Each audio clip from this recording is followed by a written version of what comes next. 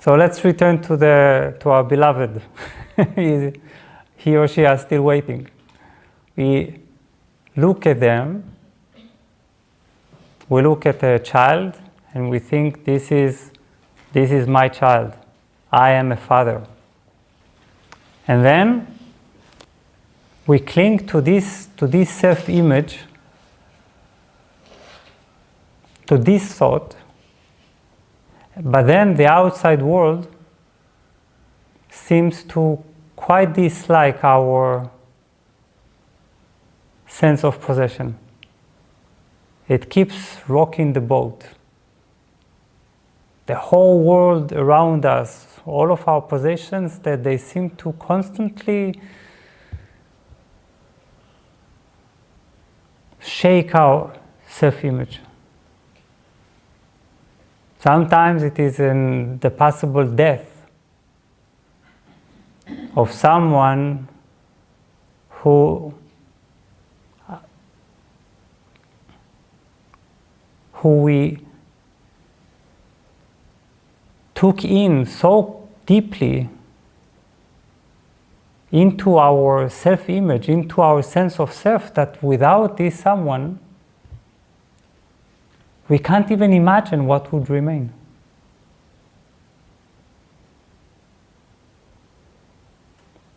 Sometimes it is just a romantic relationship, After something like 1 or 2 days, we already have the I have. It's already the attachment is fully formed. We try to resist. We try to say no. I'm free individual, and I'm letting you be, and we have space. Yes, we have space.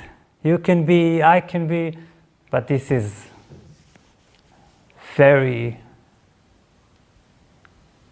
untrue, because in reality we have already formed the I have. You are mine.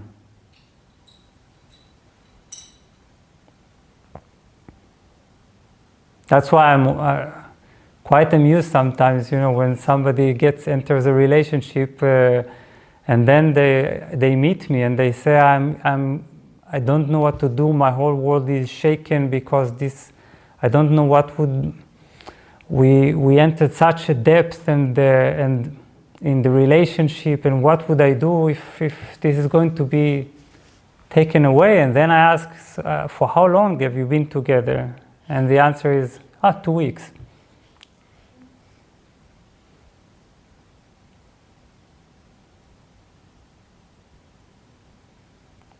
Because what our brain does is that it is desperately wrapping itself around things and people.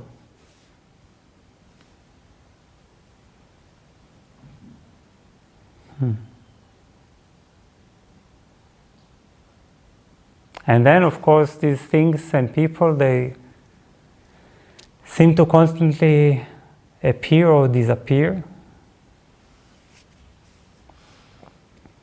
And all of our relationships, all of our tensions, they result from this feeling of I have you.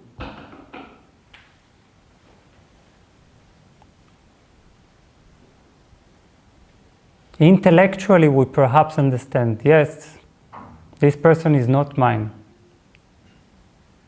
We meet in free space as individuals. But the reality of our emotions says otherwise.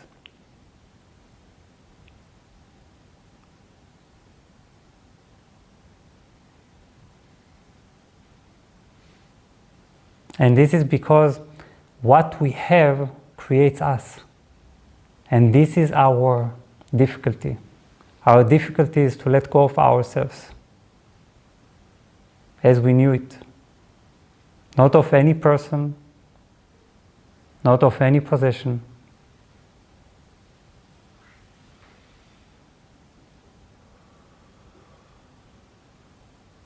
We just don't know who we would be.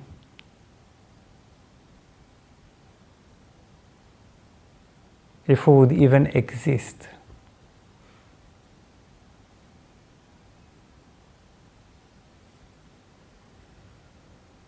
And this happens with mothers, for example, mothers and fathers.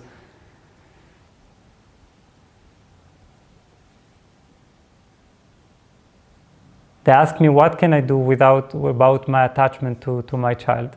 Am I meant to let go of this attachment?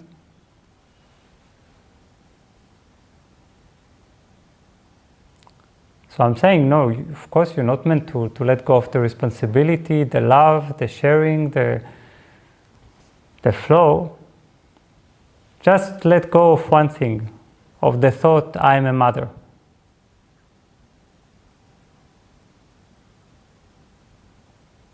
And then the brain becomes horrified.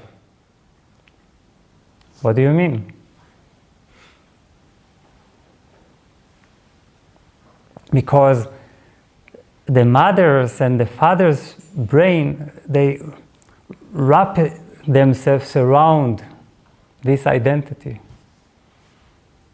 It's not the child that they are attached to. It's the image.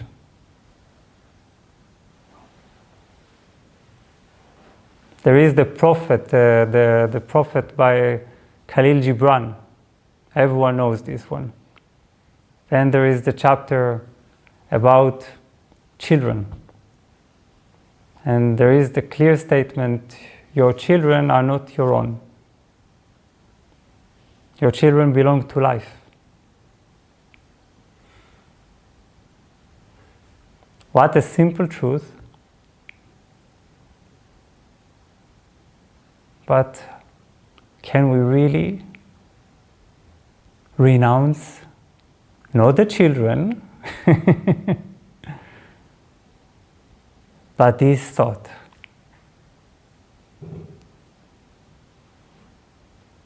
You see, so renunciation is only the renunciation of thoughts.